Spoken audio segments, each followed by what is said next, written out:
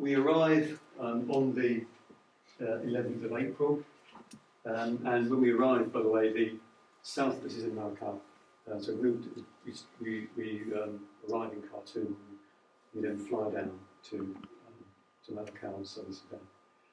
And when we arrived, the South Sudanese army, that's the SPLA, were at one end of the town, and the Sudanese army proper at the other end of the town. Not that there was any conflict going on, but it was representative of what we were experiencing.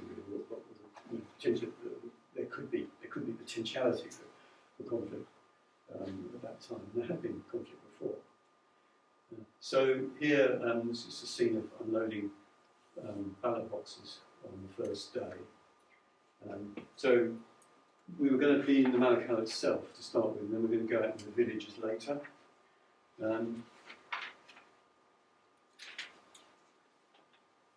And we had, as I said, some people who had already arrived, who had been there a while. And I just want to sort of quote a little bit from what they have said, or what they have reported. I'm not going to name any names, but I just think it's useful to have some record of this. So they met with the Electoral Commission, they'd spoken with them,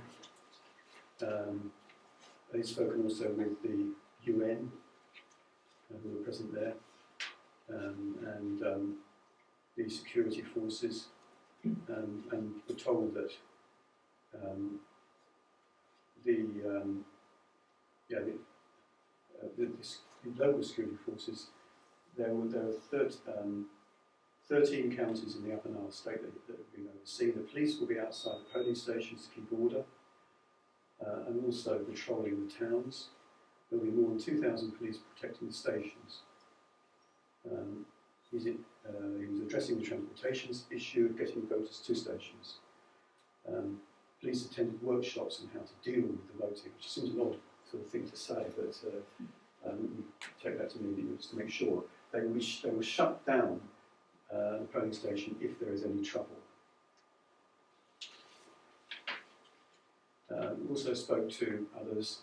This is speaking to someone involved in the church, very high up in the church there. Was voiced concern about the possibility of unregistered voters arriving at polling stations causing potential disturbance. The possibility that police at the polling stations will come primarily from one tribe, the majority of the SPLM coming from the Dinka, therefore increasing the risk of disturbances with other tribes such as the Shilluk, remember the two tribes there, in voter lines. And we didn't see that. We didn't see any tensions there at the day, but it doesn't mean that there wasn't something going on before. I wouldn't make that distinction because the background to how things are set up and what's happened before and what we're told, you can't always be reflected in our conclusions, because our conclusions were not too bad in terms of what we thought happened. We thought it was essentially a big problem with registrations, sometimes with ID. In fact, they almost abandoned using ID later on in the process. But in terms of these kinds of things, seeing incidents and clashes, we didn't. But it didn't mean that something hadn't happened elsewhere, or that it hadn't happened before and it had been sort of absorbed within what was going to happen. I mean, for instance, I even heard that people were, told, this is second-hand, but told what they were supposed to vote, and even, though I didn't observe it myself, people sort of more or less marking in the sand what you're supposed to vote. The implication being that if you don't, then you're in trouble. But I didn't observe that myself, so I can't speak from that. But also this person that I'm referring to here referred to the place of registration might be a considerable distance from a polling station, causing transportation difficulties, and that many illiterate in the countryside will still be unaware of the registration process. Further discussion with the doctor.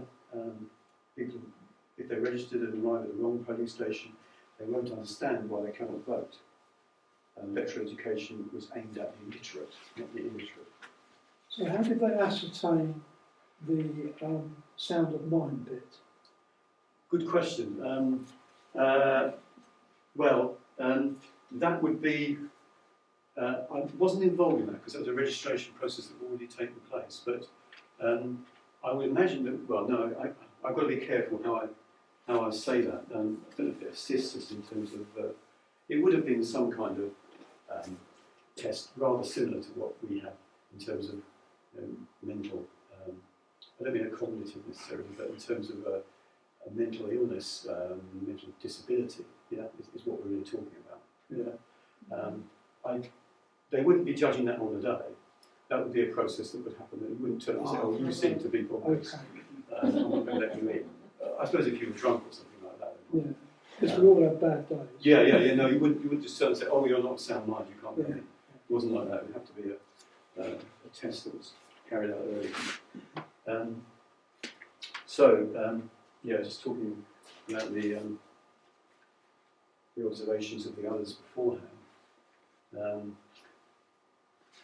Talking here to the SPLM headquarters, they said there were 200,000 party members in the Upper Nile, and the one-off membership fee is £10 plus £5 membership card. In addition, members pay a monthly subscription of a fixed amount which is based on their income. It used to be set at 10%, but recently been lowered to 5%. It's a hell of a lot, isn't it?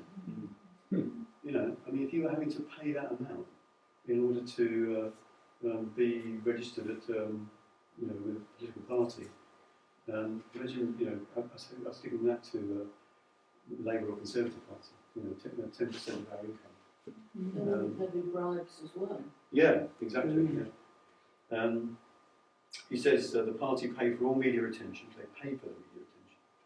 So they receive, including hiring the media to attend rallies, to hiring the media.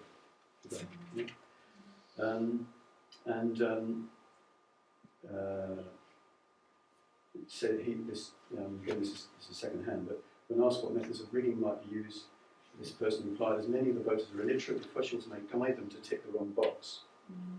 I also think the registration cards will or have been stolen.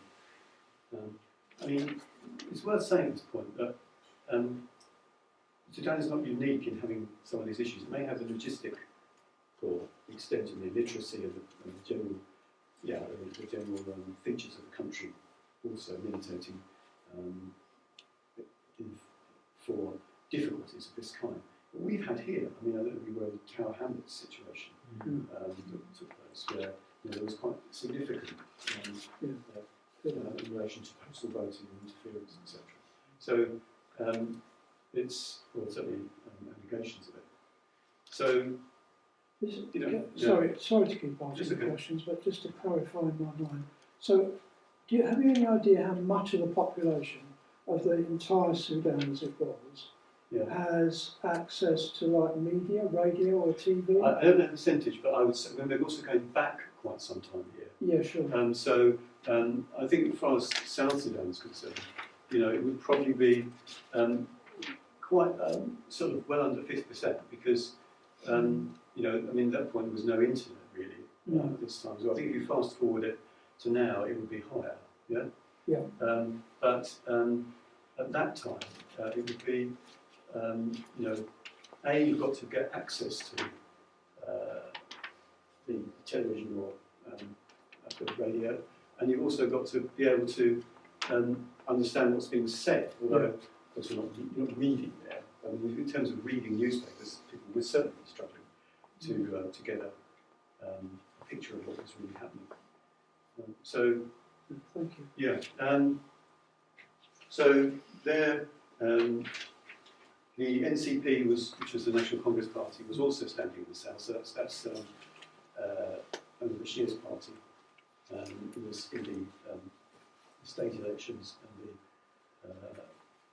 they were not saying president in the south, but standing for the other elections. And they gave one-day training to their party agents to be placed in polling stations. So they're going to have. But we have political people in polling stations, don't we? If you go, but they keep a discreet presence, and they're in a sense acting as observers. You wouldn't call it entirely objective because they're for their own party, but if they saw something untoward, then they would probably be saying they're not official observers. Yeah. But I don't think we should underestimate the fact that we have a kind of unofficial sort of monitoring or observation, not monitoring system, and people can speak up.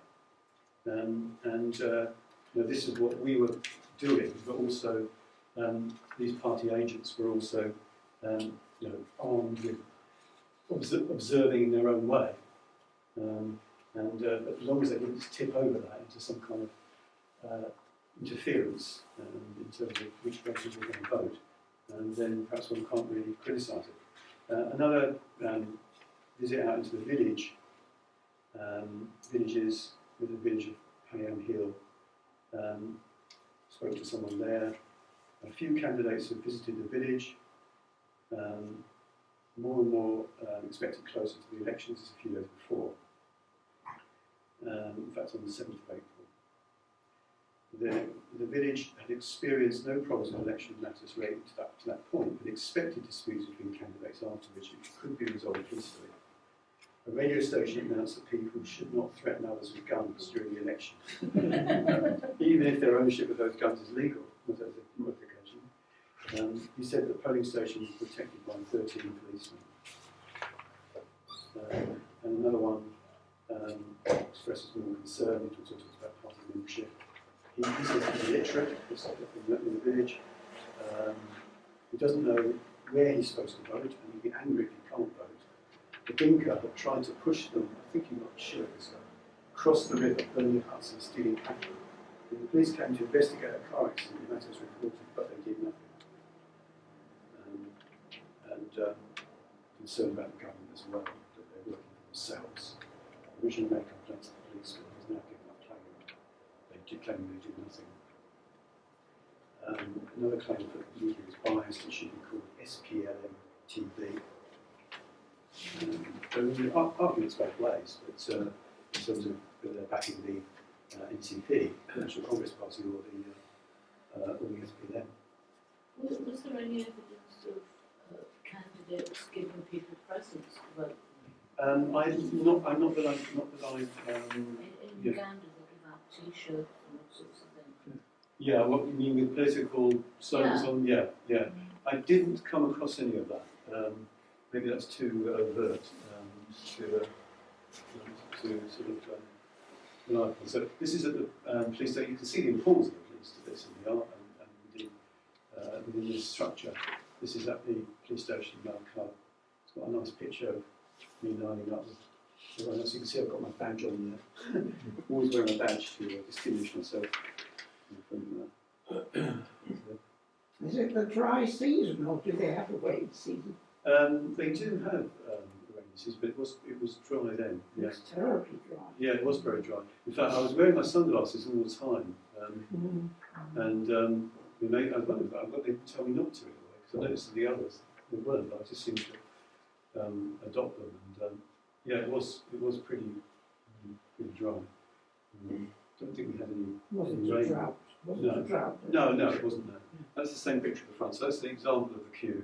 This is what we experience in terms of orderliness. A lot of people there arriving ready to get on, but essentially it was an orderly process. Was there a sense of excitement or boredom or in the crowd? I didn't sense. I think people were just wanted to do their duty. I don't think there was any. There was a bit of excitement. I think the next picture, well, that's just in the village, in fact. So, in fact, there you can see that they're all chilled out, aren't they? Sitting down, waiting. They've been waiting a while, but they're all sitting around waiting to get on, and there was no trouble there. And were women sort of treated equally, or were they separate? Or I found in the south, because I was only in the south. Yes, they were. I didn't see any. There weren't separate pews or separate lines at all. The process was, in terms of gender equality. In fact, had his women lists, as I said, it was pretty good. So that one, that is actually at the zoo. There was an election station at the zoo, which is quite interesting, really. There were crocodiles and hyenas. You can't see them in that photograph. So do a Google Translate on the top bit, get the zoo announcement. But and I think one also is in a jail as well, as I said. So used the jail for the purpose of the election. You can see there at the top, that guy's waving his card. So they're trying to get in and get started, really. But they did get in. It was but there were problems in terms of delay. There were problems in terms of the ballot papers not arriving, ballot boxes not arriving, which resulted in the election being extended for a period of time. And you had different people at the elections here as well. I mean, that's not necessarily any kind of intimidation or anything, but they're obviously important people within the election process that were attending. I don't know who that guy is exactly, but he's obviously achieved some kind of some of the significance, and there's an army person with him as well. So you've got that going on actually at the station. But as I say, I didn't see them saying anything. But having said that, their very presence there can have different meanings. This is someone sort of finding their name on the list, and obviously there is a process there. So there's queues. This is another handbook, polling handbook. There are queues. There's a rule about queues, making sure that they're orderly, as I said. Even diagrams here of how they should be. Do not allow any person to join the polling station queue at 6 p.m. sharp. So you get sent away. I'll send that one around as well, actually, if you have a look at the polling handbook. This is probably what I'm looking at here. So what's happening there is someone is looking to make sure their name's on the list. They still should show ID even after that. I'm just checking, so people are turning up finding their name's not on the list, and then having to go to another, possibly fairly distant site in order to make sure that they're properly recorded. Here you have someone actually assisting in the vote. So pointing, telling, I mean, he's not telling you what to vote, and this is an actual election official doing this, but how to go about the process. So that paper there is similar to the one in the booklet that has been passed around. And here, indeed, there's actually an example, showing you what to do. They seem to be voting for everyone there, but some of them seem to be a bit, not very pleasant characters, but they've just kind of drawn them there just to show you, what the process is and how you go about it. And it's pretty basic stuff, but, obviously key to people to understand it. And I talked about this inking process. Ask the voter to dip their left index, reading from here, the left index finger in the ink bottle. Ask the voter to hold their finger in the air for 10 seconds to ensure the left one. Ensure the ink does not stain the ballot paper. For women with henna on their fingers, the ink will be applied with a matchstick to the space, in the space between the index and middle finger on the left hand. A small artist's brush could also be used, as shown in the picture on page 23. But this would need to be bought locally, as it's not in the polling station kit. That's what they seem to be using there, in fact. So this is to stop, people coming around the second time. There's someone actually showing, that they've got the ink on. So you're showing, you've been inked, and you're okay to go. But obviously, if you try to do it again, then you'd be found out. And I don't know exactly how long the inking would last, but it would be sufficient for the election for time. So, okay. So what I'm going to do is read. There's a little bit of the. The elections are now underway. We went out to the polling stations first thing, and found, in fact, that nothing was really ready at all. The polling booths and the ballot boxes, etc. Most of all, the ballot papers hadn't arrived, so people were just waiting in the queue for this to happen. We got down to the distribution centre at Sorat School and found that in fact the ballot papers were arriving at about 9:30ish and were being distributed from there. So polling got off to a very slow start, and also it was quite clear when it did get going, which was about midday, there were problems with people being identified insofar as people being turned away. But it seemed to be mainly that they were being told that they should be registered in a different place. But all this frustration built up in terms of some fairly hairy incident at the polling station at the War Child Centre. There, in fact, there were 6 stations within the centre. What happened there was at about midday, the people pushed their way through the gates into the centre. The police didn't resist, and people got through, but they formed orderly queues once they were through.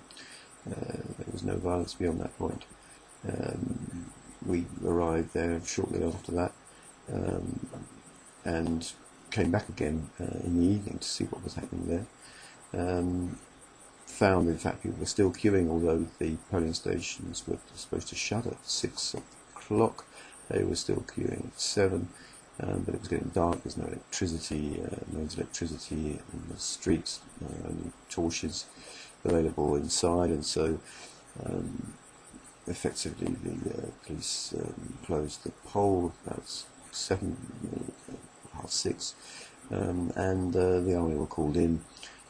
And people were dispersed, and they went to a piece of Blee at that point. We saw some dramatic incidents of great dignity, as well as this blind people being assisted to vote by the polling officers and by their family, and people probably have seen a lot of conflict over the last many years, and they were assisted to make sure that they had their votes, and saw a couple of examples of that, and also a crippled person who didn't have a wheelchair was getting through as well, hobbling on their knees, ensuring that they were able to complete the voting process, which involves 4 ballots, each with 3 papers, so 12 papers altogether. Average voter being processed through the vote, and registration could be easily 20 minutes. Okay, so that was actually me talking in the hotel, just sort of trying to do a contemporaneous kind of journalistic thing with recording what. That was on the after the second day. The day after we arrived, yeah. So, before that, we were looking at seeing whether the ballot papers were there, etc. But this is actually observing the election, the end of that first day. That we were staying in Malakal. We went out later into the villages. There's I don't know if you know how the Nile works, but they've got the White Nile. That's the White Nile coming through down from Khartoum, goes all the way down. Obviously, vision from Egypt. The Blue Nile, separate tributary.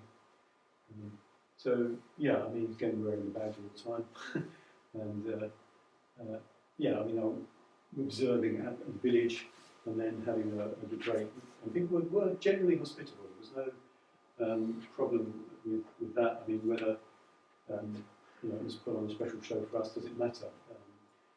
I'll talk about at the end some of the things that I picked up when I was there on this desk here.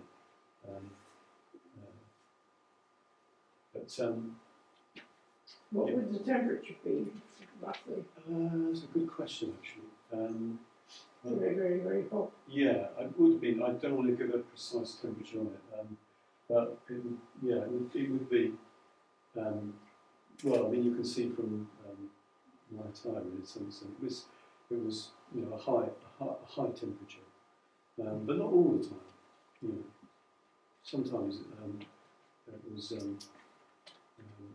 more moderate. But we never had any rain or any cold days, anything like that.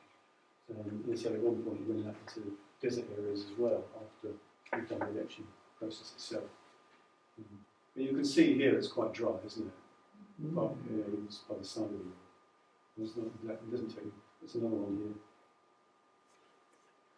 here. That's quite an interesting picture because that has got an animist shrine there, or animist symbol, to identify with a spirit god of some kind.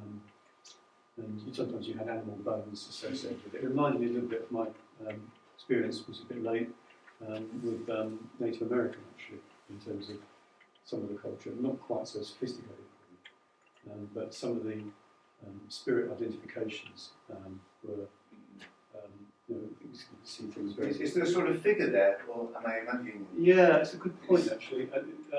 Yeah, it sort of does look like it, yeah. I didn't get it fully explained, but there's certainly various things here. It's interesting that, because you've got that running alongside the Christian Orthodox symbols as well. And there's not necessarily religious one, but on the side of houses you get, this is out in the villages in our state, you get this kind of design on some houses. So we were out in the villages the next day and observing there. It was going up a nice picture of village life.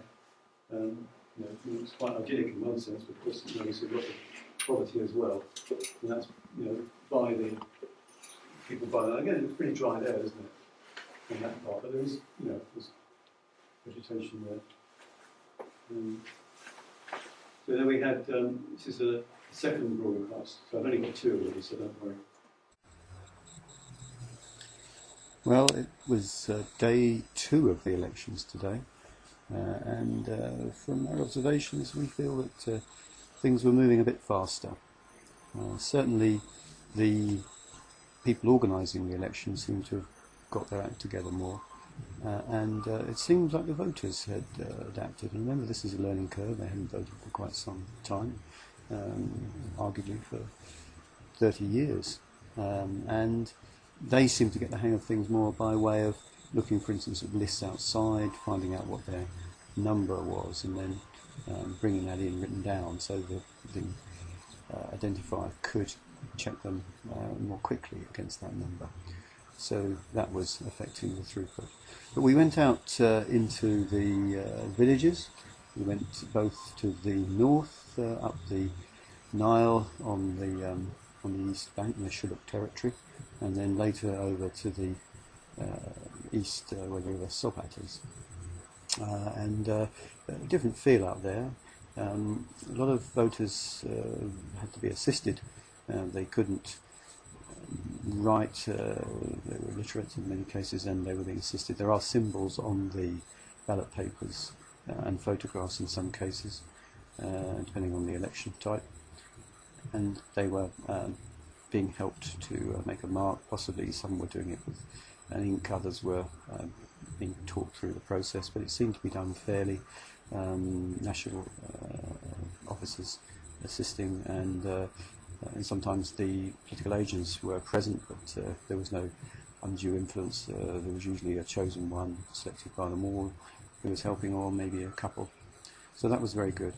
And we saw, I think, a very idyllic scene by the river Sobat with the chief's Paduo chief's compound. It was an absolutely idyllic scene for us, right by the river there, and they were voting very orderly and seemingly enjoying the process. So a more successful day.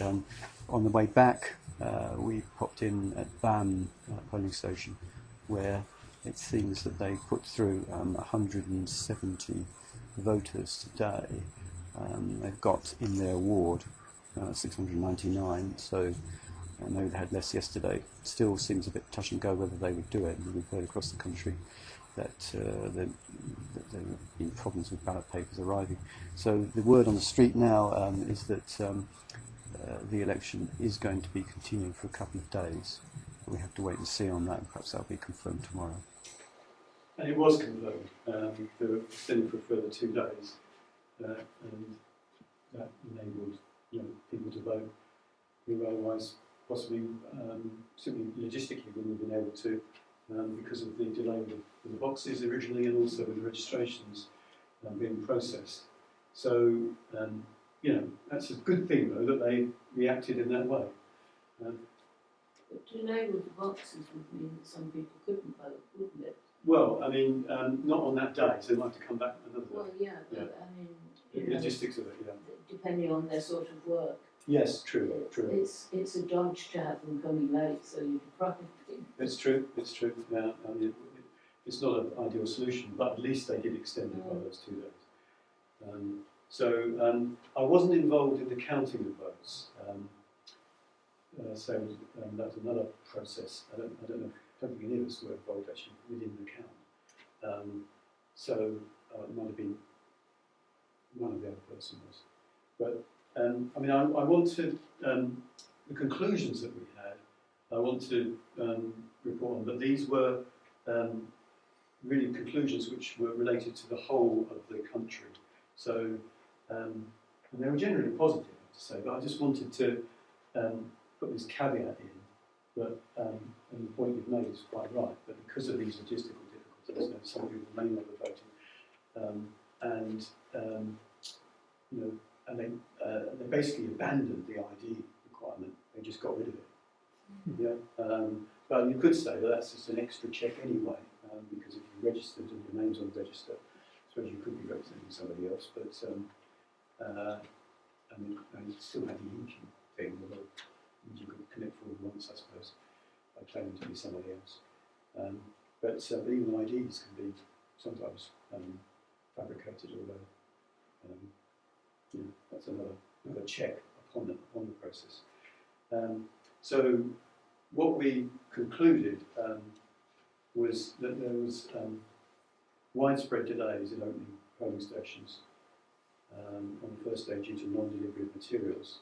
One station only recorded 8 votes. Polling stations, however, appeared to be well briefed and for the most part adhered to the correct procedures. Voters were well behaved, and particularly on the first day, showed remarkable patience. The political parties were well represented at every polling station, visited, and representatives were seen to assist officials and voters. So again, that is an official statement. It can be construed in different ways, and to some extent, what we're saying is, giving it a statement of what, as far as we can take it, really. The highest number of assisted voters was in rural areas, and whilst the assistance given by the polling officials and party representatives appeared neutral, language difficulties meant that no qualitative assessment could be made of any verbal instruction given. No overt attempt to intimidate or influence voters was seen in the vicinity of the polling stations. There appeared to be significant problems associated with the registration process, which had unfortunate consequences at the stations with voters presenting official voting registration slips and being turned away because of inconsistencies between information recorded in the slips and on the voter list. The requirement for verification of ID was almost completely ignored, for it would appear pragmatic reasons in that few people had ID cards. But overall, given the logistical challenges, the number of candidates' parties, the country's political history, and the educational and social diversity of the population, the voting process was conducted satisfactorily. So that was our conclusions from this process. But you've seen some of the factors that were taken into, otherwise taken into account. And again, this was something that was agreed with all the other observers as well. And that's the difficulty that one might have seen something on less satisfactory. Others might have seen a more satisfactory process. But certainly, I can say from my own observations in that term, in the technical sense, but I suppose as well as the broader sense, I wouldn't, apart from things I've said in the videos about things were delayed and people were impatient occasionally for good reason, or at least pressing to get in. We didn't see a lot of Was it your role as well, though, to identify improvement opportunities? Not really. It's a good because point. that would have been such a useful, positive, constructive role. It certainly wasn't my role. Whether the centre would have done some more after that is possible. He doesn't mention it specifically in his book, I don't think. That wasn't in your job description. No, and I think that's the difficulty. I mean, remember, by the way, I didn't expect to be paid to do this. Whether we get something, I think, for doing it. I didn't. That's only saying it shows you the nature of our brief, as it were. And I suppose the Paul Moorcraft and the ones who were leading the organisation have more of an involvement. But I'm not aware of any any report that they filed. There were other observers as well, the UN, etc. Yeah, it just seems like a sort of missed opportunity. Yeah, it's a good point. Well, obviously, to some extent we're saying it, aren't we? But interfering in other people's, I suppose one's got to be quite careful about this, not to, unless you've got the political clout to do it, not to try to over-egg your position. Yeah. But you're right. I think it would have been nice to have had that opportunity. But it would have meant some more work getting it all together.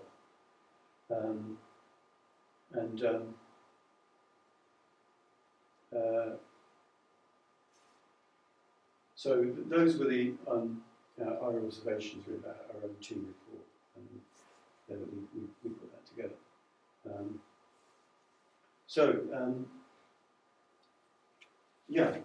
Afterwards, what happened was that we flew back to Khartoum on a UN plane, actually, a special UN. We've got the UN movement documentation. And because of the situation in this volcano, the volcanic ash cone in Iceland, we had a few more days. That's a bird that was knocking against my window in Malakal, back in South Sudan, every day. So 4 days that I was there. So I don't know. Does anyone know what bird that is? It was just kind of trying to get in all the time. I don't know if anyone, an ornithologist could tell that. And there's me putting my hand in the nine as well, just to show that I've been there, as it were. I wanted to obviously take more questions, but I wanted to also just show you a few things, just some mementos. This is from the election committee that the South Sudanese gave us this memento on behalf of the Sudanese people. We are very grateful for your contribution in Sudan's election observation, April 2010. So you asked to keep that on the wall. This is a map of South Sudan folklore. It's in the market, I think. Shows this cartoon, Malakal over there. Various symbols, like the dongle and a dagger. I did get some daggers as well. I decided not to breed them. That might not be appropriate, but they're very nice. I'm surprised I got them out actually, but there was no questions asked. But the traditional dagger area, very fashion daggers. So that's a map. And a couple of things picked up. This is a teapot. It's usually would be hibiscus that you have in the teapot. Very nice. This is a routine material for them, really, in terms of making tea.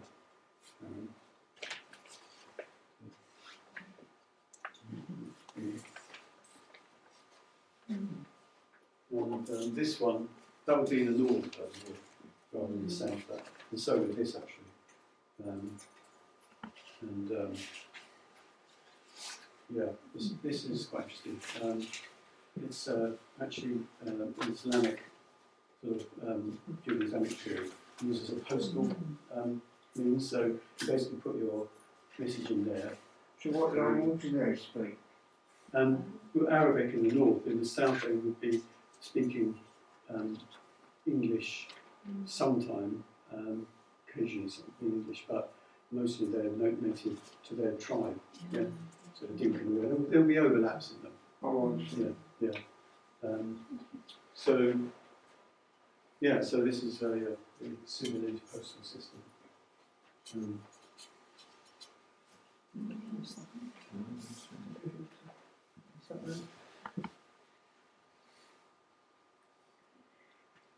Yes. If anyone likes to sort of, you've been very good actually asking questions as we go. So what we did then was we experienced time in the desert for a while, visited the pyramids there at Meroe, and then we came home after that. So it's quite an intense sort of period, really. It wasn't an extended visit. We were talking about a couple of weeks, but obviously very influential upon us nonetheless. What was the outcome of the election? So the outcome of the election was that in the north, Omar Bashir was elected 7 million votes, and SPLM Northern, so SPLM had the presidency as well, 2 million, but so Omar Bashir became president again. And in South Sudan, Salva Kiir,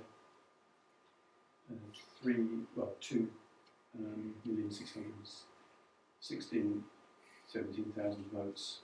So we got 92% of that. And Malakal, the other candidate from SPLM, Democratic Change, and we got 197. So in terms of the South Sudanese, the key sort of who's going to be leaders, it came out very much as expected. Interesting. Did the results of the election in any way contribute to the ensuing conflicts? Well, I think they. That was quite shortly afterwards. Yeah, it really contributed to the fact that there was then this referendum, which was going to take place anyway, but it reinforced that was going to go for independence in the south, but it also reinforced the fact that Omar Bashir was going to continue in the north. Yeah. So to that extent, the scene was set. It was, but because it was set in terms of there being a referendum, then that would be done in a peaceful way. The international conflicts the internal conflicts which occurred were between the areas within the south afterwards. Yeah. So I say Rick McCarr didn't stand in that election, but he did have some significant support, and there were again subsequently where internal tensions within South Sudan continued. But I don't think this necessarily would have made it any worse. I suppose it might have given the SPLM further confidence that they could continue. In the Legislative Assembly, they got practically all the seats. And the National Congress Party, Bashir's party, obtained the majority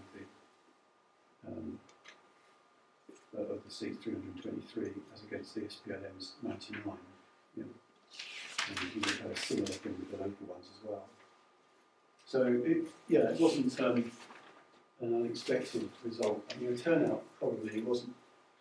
I don't know. There was no exact turnout figures, but I don't think you're looking at very high turnout figures in terms of maybe around about sort of 50-60% mark. But having said that, what do we get in this country for elections? What do you typical election percentage do we get? We get more in general elections, I suppose, than local elections, which local elections are very often under 50%, aren't they? Oh, yeah. Considerably. Yeah. When you went into the village, what sort of impression did you get the extent of people's education, including women? It's very difficult, and sorry dodging it, because obviously I can't speak Arabic, and so I couldn't really talk to it other than through an interpreter. But there certainly were schools that we attended, we saw, and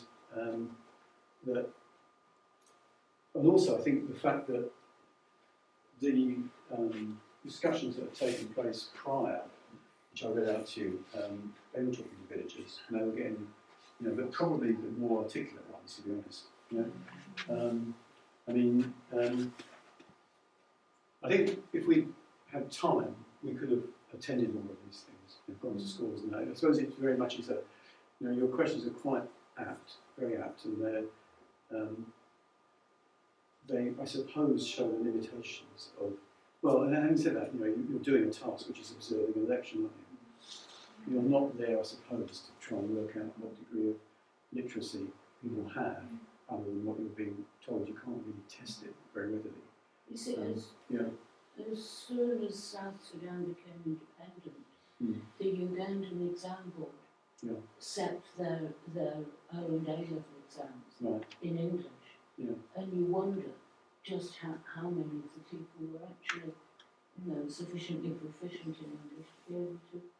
Even in Uganda, they're not. So they set it for. They set them for South Sudan as well. Yeah. Yeah. So, what was the outcome of that?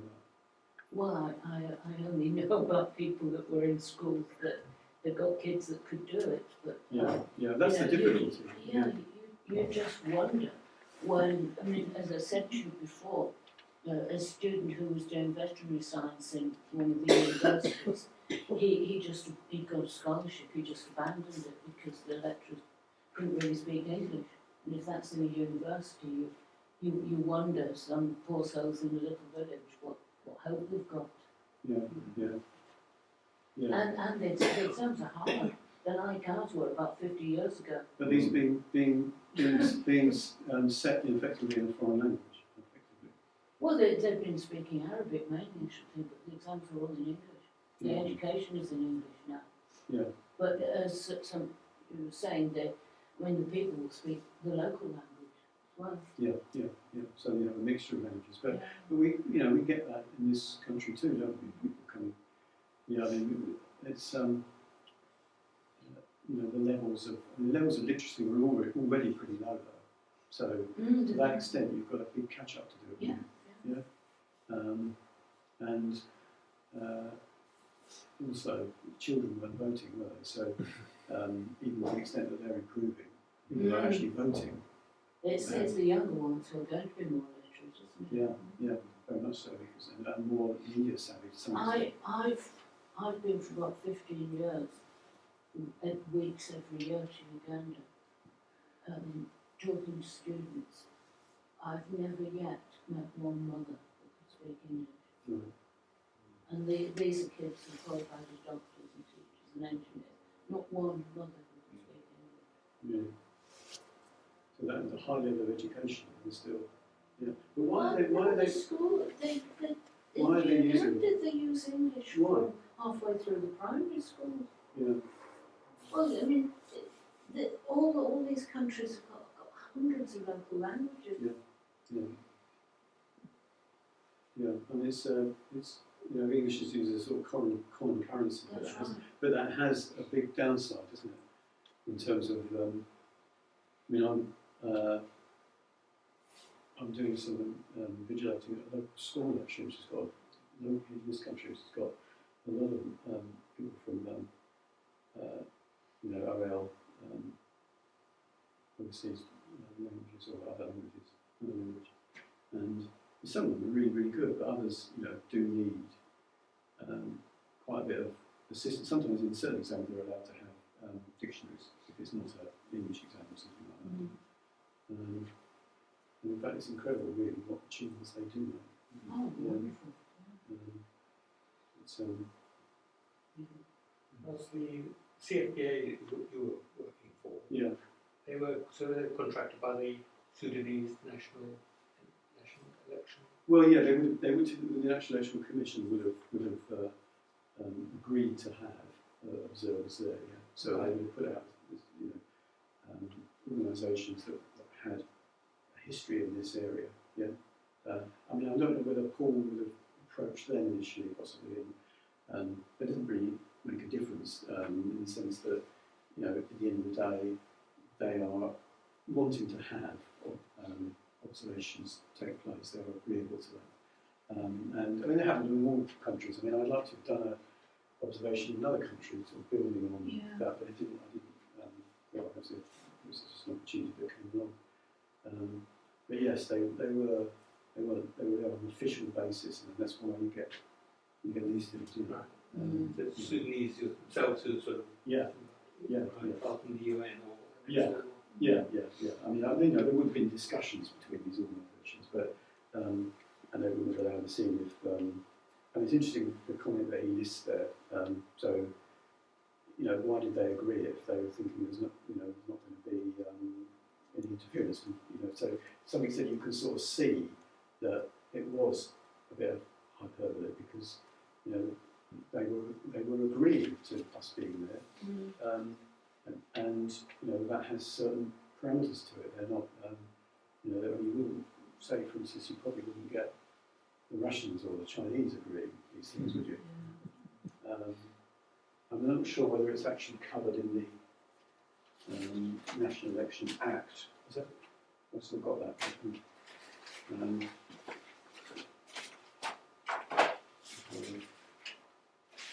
You know, it refers to. You know, I don't think it specifically allows it there, but the Commission would have had the power to do this. And there's a lot of detail in here in terms of how the elections were to take place and the electoral system and of each different one. So, you know, I could be referring to this as one goes through really, to make sure, even though as I say we can't interfere in the thing. But I mean, I take on board entirely your comments about the limitations of this, and I, you know, I can't claim to, you know, find a way of dealing with that. It's just that something, you know, it's a significant thing to do, and it did have some usefulness, I believe, and I certainly gained from experience, and I hope I made some contacts there. But the only thing I regret is I was invited to meet, I think it was one of the Shillip chiefs, and I decided not to do it because I was a bit worried, anxious about sort of getting out there on my own. I didn't do that. Nor did I go in one area where there was a minefield as well. But some of the others did. I don't think there were active mines there, but luckily, right. So there, you know, it's something to have done, but I can understand exactly how, you know, there are limitations to what one can draw, what kind of conclusion one can draw. You know, unless you're involved politically in a high level, unless you're there regularly, unless you're, you know, getting feedback. Even then, you know, I mean, as indicated by the news recently, things happen completely unexpectedly, don't they? Yeah.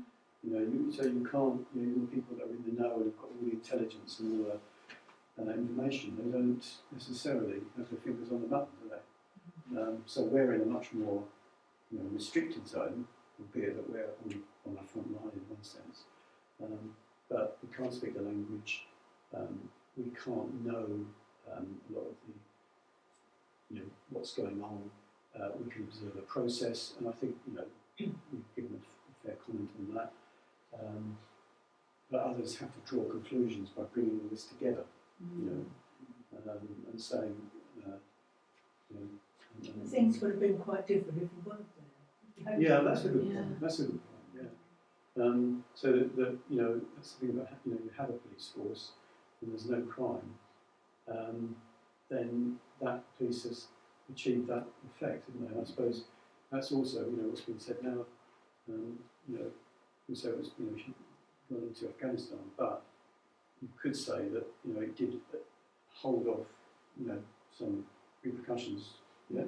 But otherwise, I don't know. I'm not different views on that. But what proportion of the number of polling stations would have had observers? It's a good point actually, because I suspect it would have been a small minority actually. Yeah. Well, no, actually think about it, because we're not the only observers, are we? There are other groups there. I still think, yeah, I suppose if, I still think it would have been a minority because there are so many, Yeah, and exactly. the resource of it would just be too much, you know, to have someone there all the time. So you're kind of dropping in, aren't you? And you know, drawing your conclusions, and then. The organisation you're working for, has that is that a charity, and has it expanded over the last 10 years to have an increased role compared to when you were there, or are there other competitive organisations doing the same? Yeah, there are. I mean, it's very much Paul Moorcock's organisation. I don't think he's extended it. So were they paid? Who They were paid. They would have got some income from it in terms of but actually, essentially, it's a charity. Yeah, I agree. Essentially, it's not a money earner for so he said about. So he just calls it a think tank. Yeah. So I don't think it would have had any commercial purpose from it, you know, other than, you know. So who's carrying out that role Now. now? Good question. Well, the OECD does some of it, doesn't it? UN. There will be a number of independent organisations who are carrying out this function. You know, it still happens. I don't think the Centre for Polling Analysis is. I mean, let's say Paul is, a bit older now, so he probably isn't going to be doing his writing memoirs rather than. So the Sudanese government would have paid for the organisation to come in and do the observing in order to boost the credibility. There would be some revenue obtained. Be aware that there is some outside scrutiny going on.